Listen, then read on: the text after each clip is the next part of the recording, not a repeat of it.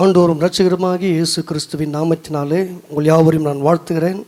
விசேஷமாய் ஜெபம் ப்ளஸ் தொலைக்காட்சியின் வாயிலாக உங்களை சந்திப்பதில் நான் மிகுந்த மகிழ்ச்சி அடைகிறேன். கடந்த 2024 ஆண்டை கடந்து கர்த்தர் இன்று 2025 வருஷத்துக்கு கர்த்தர் நம்மை கொண்டு வந்திருக்கிறார். அந்த தேவனை நாம் துதித்து அவர் நாமத்தை மகிமைப்படுத்தி ஒரு சில சரணங்களை பாடி கர்த்தர் நாமத்தை மகிமைப்படுத்துவோம். ஈமைனர். உயிருடன் வாழ்வது உம்மால் தான் ஏசையா,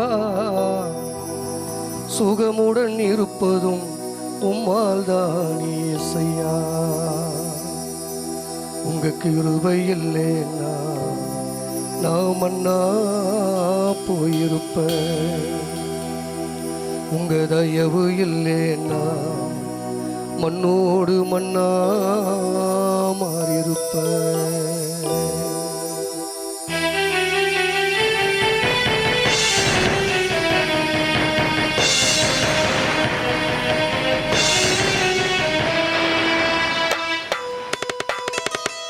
Amen. Hallelujah.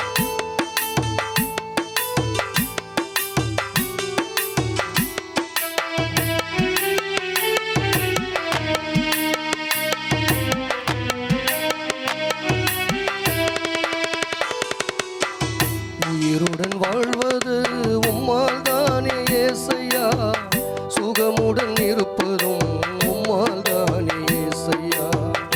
உயிருடன் வாழ்வது உம்மால் தானே ஏசையா, சுகமுடன் இருப்பதும் உம்மால் தானே ஏசையா. கிருபை இல்லைனா நான் மண்ணா போயிருப்பேன். உங்க தயவு இல்லைனா மண்ணோடு மண்ணா மாறியிருப்பேன். உங்க கிருபை இல்லைனா நான் மண்ணா போயிருப்பேன். உங்க தயவு இல்லைனா மண்ணோடு மண்ணா மாறியிருப்பேன். உயிருடன் வாழ்வது உம்மால் தானே ஏசையா, சுகமுடன் இருப்பதும் உம்மால் தானே ஏசையா.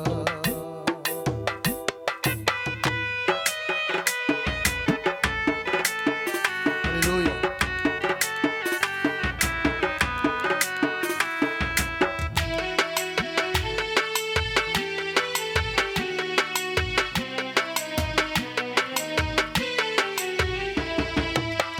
கடன் பட்ட போது தூக்கிவிட யாருமில்ல, வியாதிப்பட்ட நேரம் என்னை ஆற்றிடவும் ஆளுமில்ல.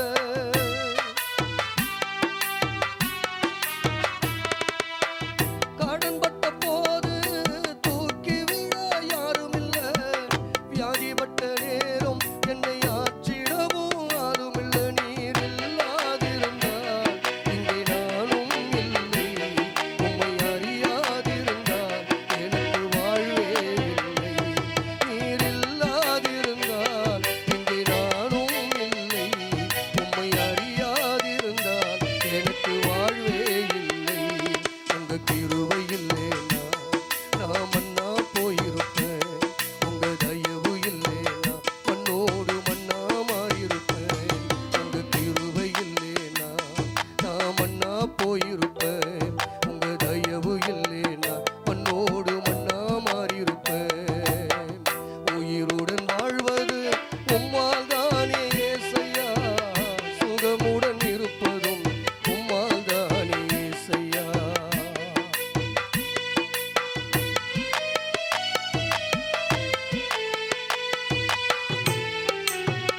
Amen. Hallelujah.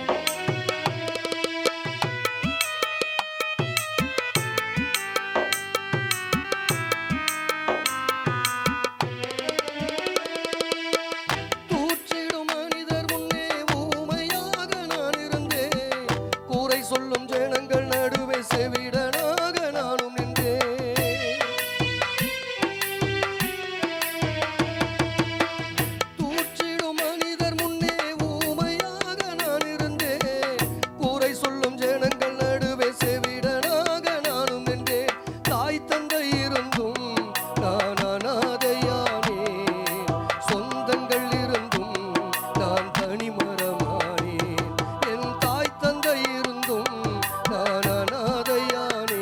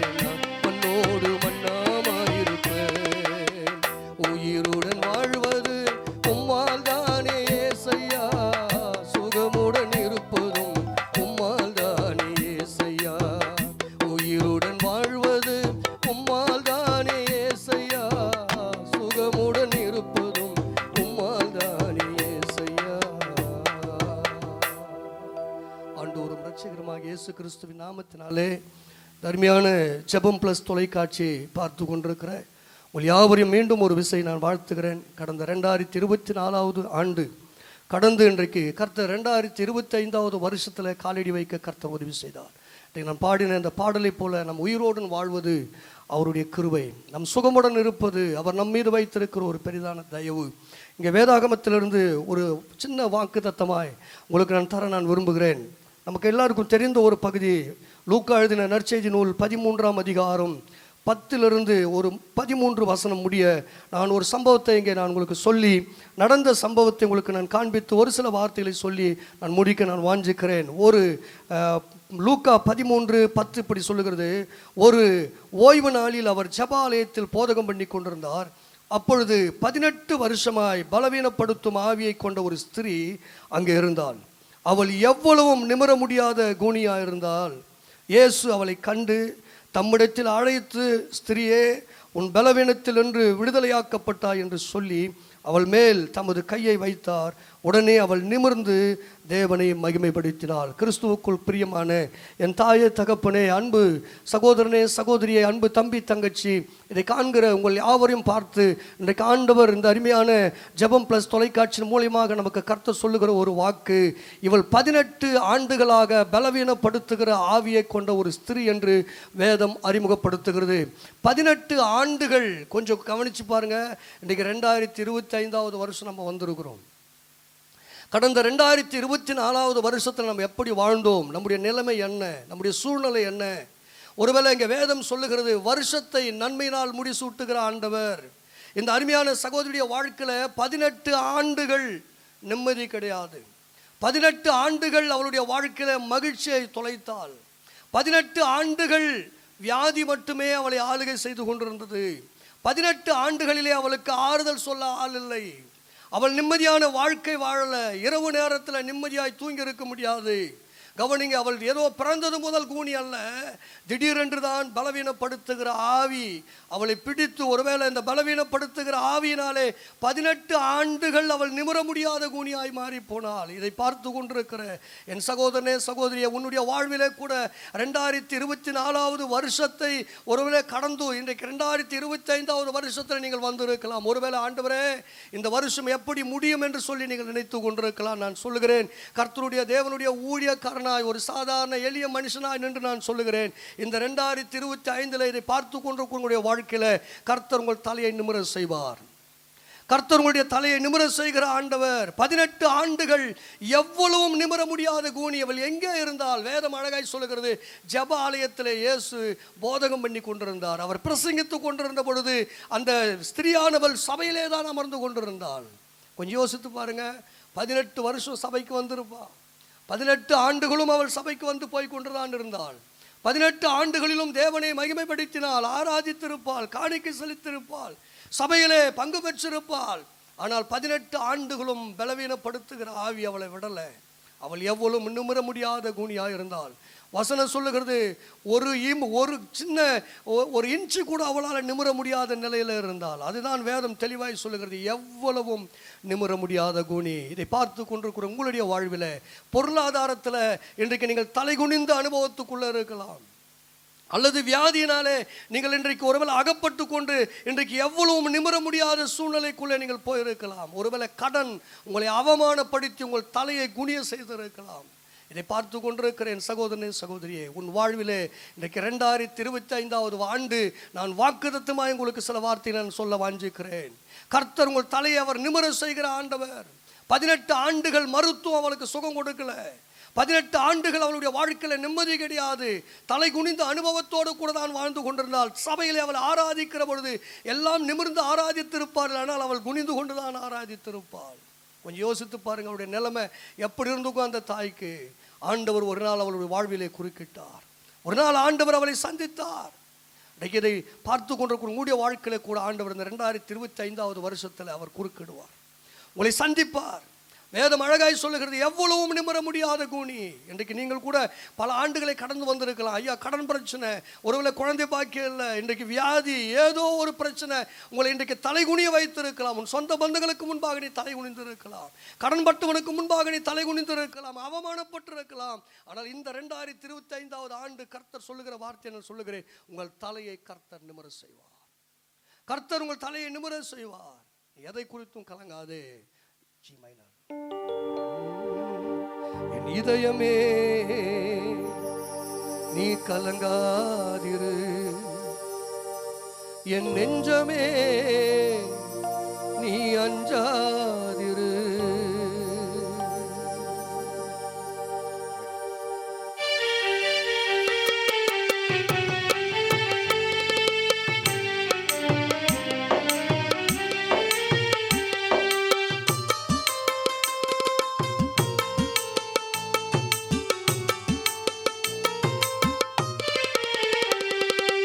இதயமே நீ கலங்காதிரு, என் நெஞ்சமே நீ அஞ்சாதிரு. என் இதயமே நீ கலங்காதிரு, என் நெஞ்சமே நீ அஞ்சாதிரு. துன்பம் வந்தாலும் துயரம் வந்தாலும் உன்னை அழைத்தவர் வழி நடத்திடுவாரே. துன்பம் வந்தாலும் துயரம் வந்தாலும் உன்னை அழைத்தவர் வழி நடத்திடுவாரே. என் இதயமே நீ கலங்காதிரு, என் நெஞ்சமே நீ அஞ்சாதிரு.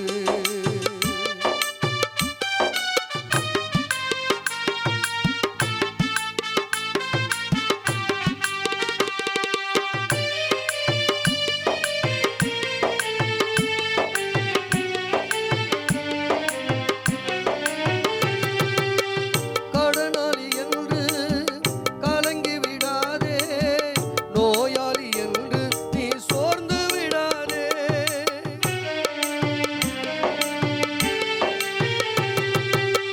கடனாளி என்று கலங்கி விடாதே, நோயாளி என்று நீ சோர்ந்து விடாதே. எல்லாம் முடிந்ததென்று நினைத்து விடாதே, எல்லாம் முடிந்ததென்று நினைத்து விடாதே. துன்பம் வந்தாலும் துயரம் வந்தாலும் உன்னை அழைத்தவர் வழி நடத்திடுவாரே.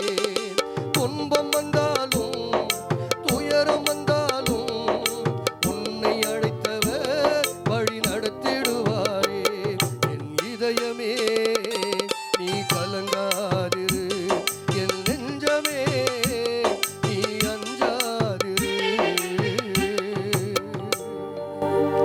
உண்மையாகவே நான் சொல்வேன், 2025 வருஷத்துல உங்கள் நிலைமை மாறும். 18 ஆண்டுகள் நிமிர முடியாத கூனி, 18 வருஷம் அவன் நம்பிக்கை இழந்து போல சபைக்கு வந்துட்டு இருந்தா, தேவனை ஆராதித்திருப்பாள், ஜெபித்திருப்பாள், தேவாலயத்திலே தான் அமர்ந்திருந்தாள். வசனம் மிக அழகாய் சொல்லுகிறது, 11வது வசனம், 18 வருஷமாய் பலவீனப்படுத்துகிற ஆவியை கொண்ட ஸ்திரீ அங்கே இருந்தால், அவள் எவ்வளவும் நிமிர முடியாத கூனியா இருந்தால் இயேசு அவளை கண்டார். இதை பார்த்து கொண்டிருக்கிற சகோதரனே, சகோதரியே, உன் வாழ்க்கையில உன் உறவுகள் உன்னை காணாமல் போகலாம், உன்னோடு பிறந்தவர்கள் உன்னை காணாமல் போகலாம், உன்னை பெற்ற தாய் தகப்பன் கூட உன்னை மறந்து போகலாம். ஆனால் உன்னையும் என்னையும் உருவாக்கின, உன்னை என்னையும் அழைத்த நம்முடைய ஆண்டவர் காண்கிறவர். வசனம் சொல்லுகிறது, அந்த ஜெபாலயத்தில் அநேக பேர் கூடியிருந்திருக்கலாம். இயேசு பெருமான் வந்த இடங்களெல்லாம் கூட்டம், திரள் கூட்டம் இருந்தது, அங்கேயும் திரள் கூட்டம் இருந்திருக்கும். ஆனால் இயேசு பெருமான் அவருடைய பார்வை அந்த கூனியாகிய அந்த சகோதரியின் மீது போனது.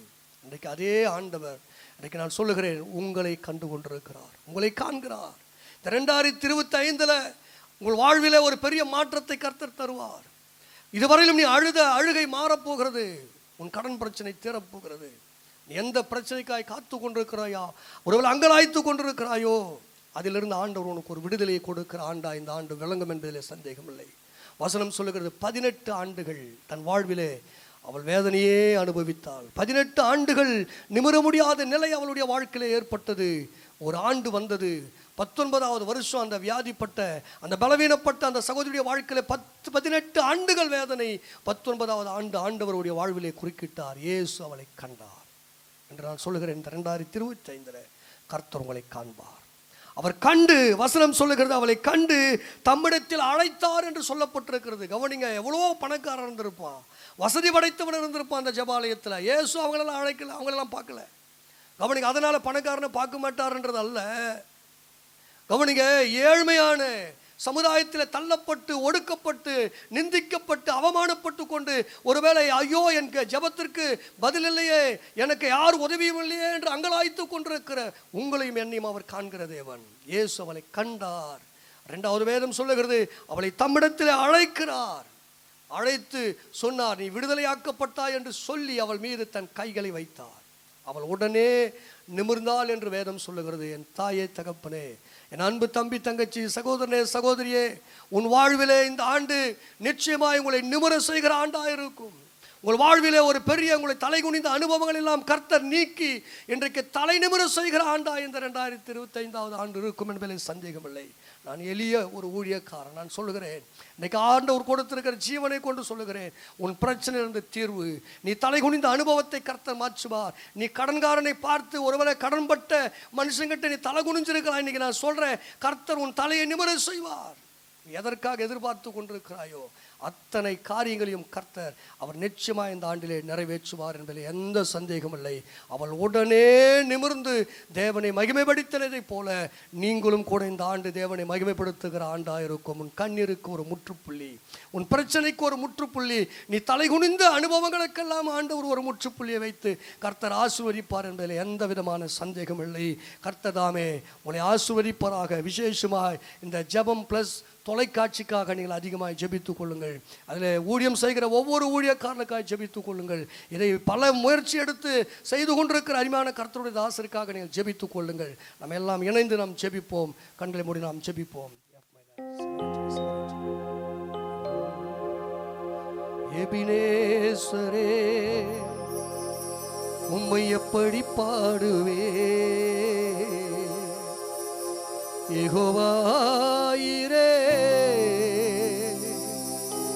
உம்மை என்ன சொல்லுவே.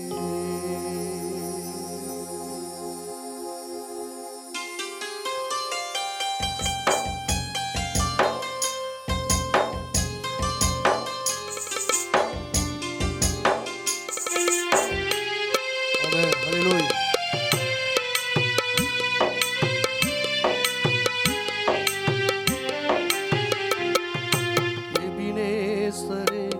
உம்மை எப்படி பாடுவேன், யெகோவாயிரே உம்மை என்ன சொல்லுவேன். எபினேசரே, உம்மை எப்படி பாடுவேன், யெகோவாயிரே உம்மை என்ன சொல்லுவேன்.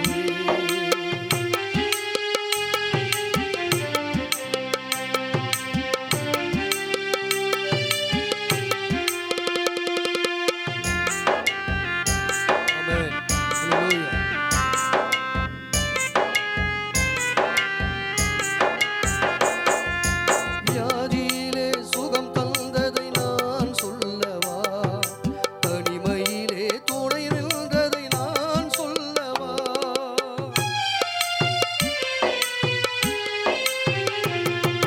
வியாதியிலே சுகம் தந்ததை நான் சொல்லவா, தனிமையிலே துணை நின்றதை நான் சொல்லவா. ஆறுதல் என்பதா என் தேறுதல் என்பதா, ஆறுதல் என்பதா என் தேறுதல் என்பதா, சொந்தம் என்பதா சுமை தாங்கி என்பதா, என் சொந்தம் என்பதா சுமை தாங்கி என்பதா. எபினேசரே, உம்மை எப்படி பாடுவேன், யெகோவாயிரே உம்மை என்ன சொல்லுவேன். நாம் ஜெபிப்போம். எங்கள் ஆண்டவரே, அப்பா 18 ஆண்டுகள் எவ்வளவும் நிமிர முடியாத கூனியுடைய வாழ்விலே நீர் வந்து ஆண்டவரே ஒருமை பொழுதிலே எப்படி அவளை நிமிர செய்தீரோ அதே போல் இதை காண்கிற ஒவ்வொருவருடைய வாழ்விலும் ஆண்டவரே தலை நிமிர செய்கிற எங்கள் தேவன், ஆண்டவரே தலை நிமிர செய்ய ஆண்டவரை வைக்கிற எங்கள் ஆண்டவர் இந்த 2025 ஆண்டவரே ஒவ்வொருடைய தலையும் நிமிர செய்வீராக. நீர் பொறுப்படுங்கப்பா, நீர் பாதுகாத்து கொள்ளும். விசேஷமாக இந்த ஜெபம் ப்ளஸ் தொலைக்காட்சியும் ஆண்டவரே தலை நிமிர்ந்து நிற்க நீர் உதவி செய்யும். எல்லா கனமையுமே உமக்கு செலுத்துகிறோம். மாறாத இயேசுராஜா மூலம் ஜெபிக்கிறோம் பிதாவே, ஆமென். God bless you. கர்த்தர் உங்களை ஆசீர்வதிப்பார்.